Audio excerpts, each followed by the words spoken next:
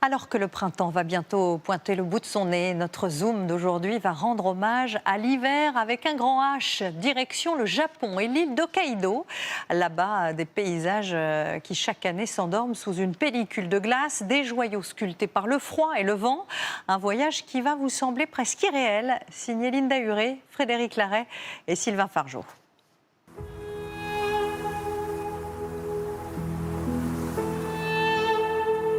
La petite Sibérie, au Japon.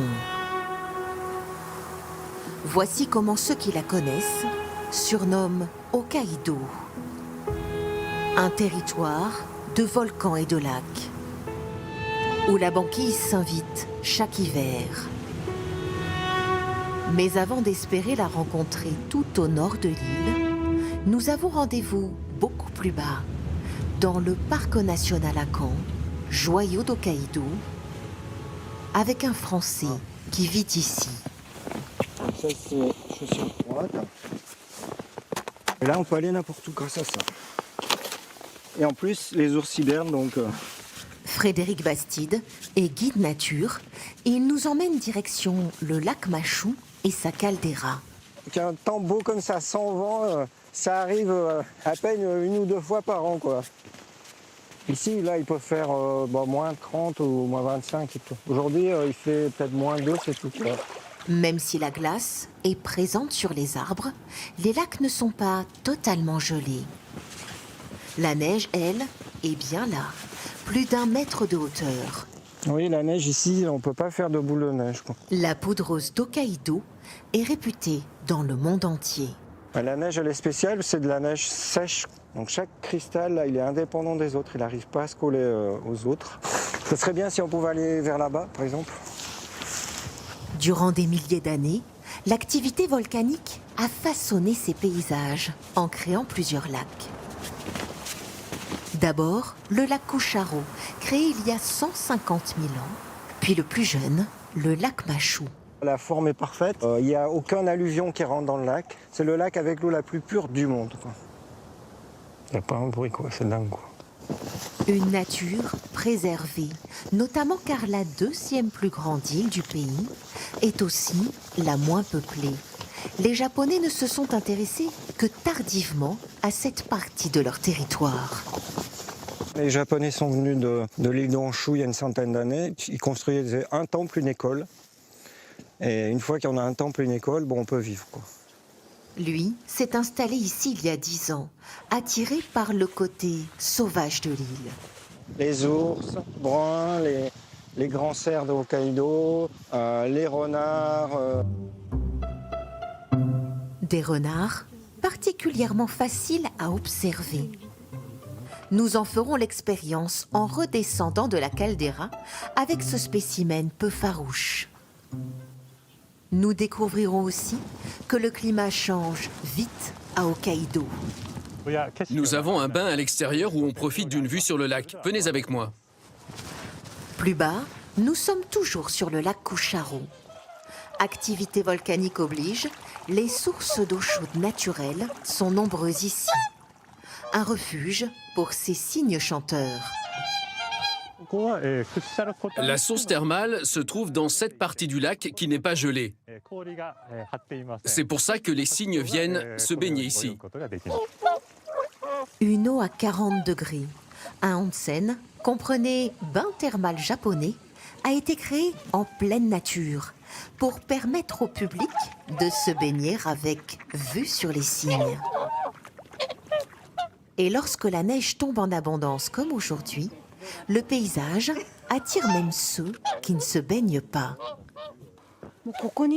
J'aime ce décor unique, tout blanc, avec la neige, et les cygnes qui ne viennent qu'à cette période.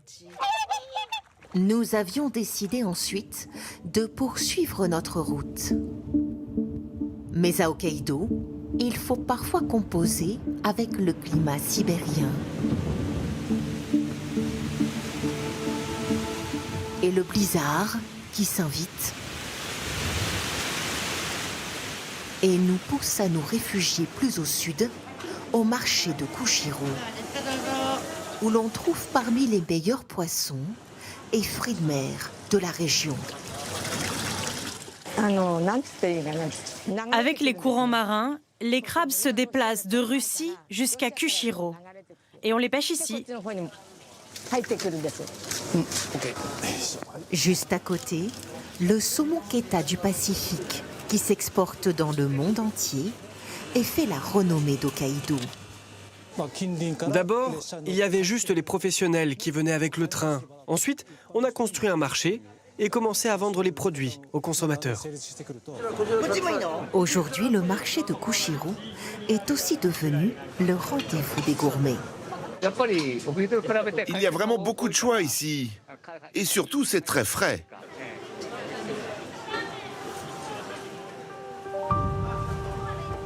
En extérieur, le beau temps est de retour.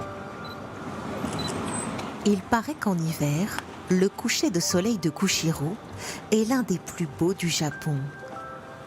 Une parenthèse en attendant le petit matin. Direction, les marais gelés au-dessus de la ville. Il est 5h30, il fait moins 18 degrés. Pourtant, des dizaines de photographes sont déjà là pour attendre le réveil d'une star dans la brume. Plus loin, c'est leur lit. Elles dorment tout le temps là-bas.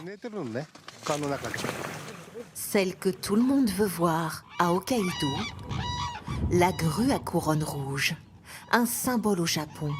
Chaque hiver, ces parades nuptiales sont un spectacle pour de nombreux passionnés d'oiseaux. Ce sont des oiseaux grandioses. Je les regarde et j'ai hâte qu'ils s'envolent pour les voir différemment. Alors qu'elles avaient presque disparu au début du siècle dernier, aujourd'hui, on estime à près de 2000 le nombre de grues à Hokkaido, adaptées aux conditions hivernales de l'île.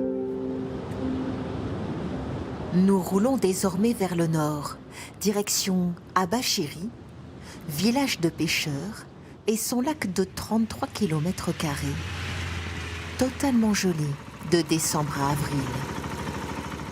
Durant cette période, les professionnels y pêchent l'éperlan, très prisé ici. C'est un poisson avec des arêtes très molles, donc on peut le manger en friture.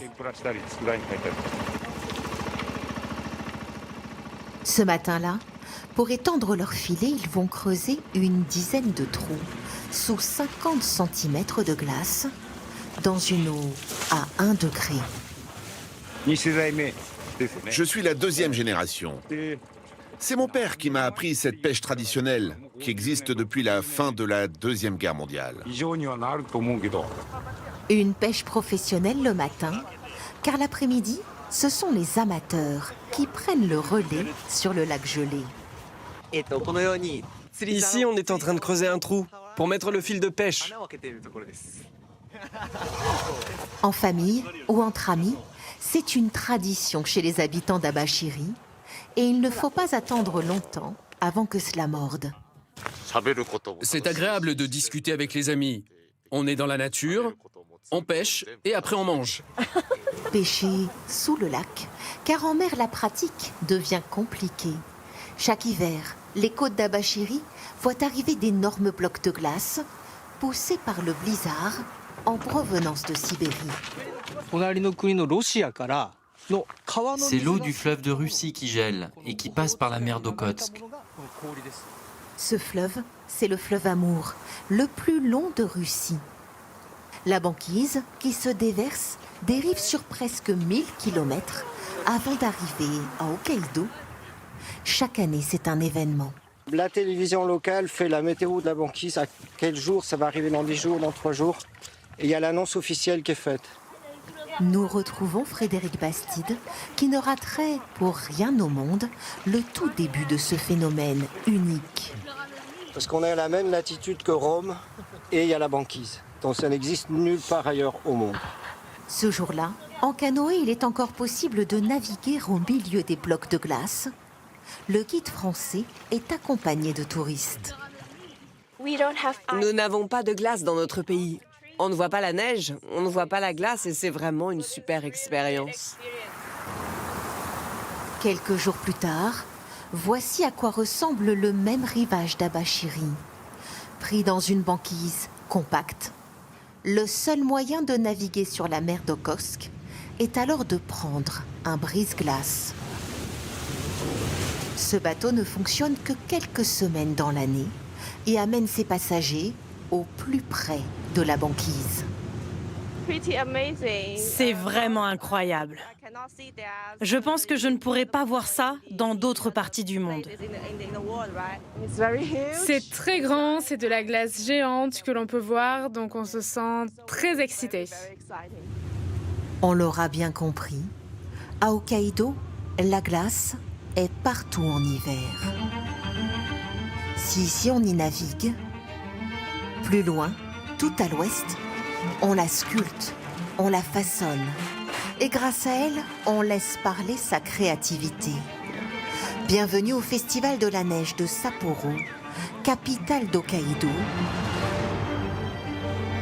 La ville accueille des dizaines de sculptures sur glace, monumentales. La sculpture fait à peu près 10 mètres de hauteur et 18 mètres de large. On a mis 1 mois pour la construire. Les sculptures de différentes formes et tailles sont exposées dans le centre-ville. Il aura fallu des centaines de tonnes de neige pour les réaliser. Il y a la neige, et puis on ajoute de l'eau avec un seau. Après, on étale à la main pour créer des formes. En février, durant une semaine, ce festival attire aujourd'hui près de 2 millions de visiteurs. Les étrangers viennent du monde entier. Nous vivons en Thaïlande et nous avons entendu des informations sur ce festival. Une renommée internationale pour un événement qui existe depuis plus de 70 ans. Hokkaido, l'île au climat rude, a su faire de cette glace plus qu'un atout. Un art de vivre où les paysages gelés offrent un refuge à une nature sauvage dans l'un des pays les plus peuplés du monde.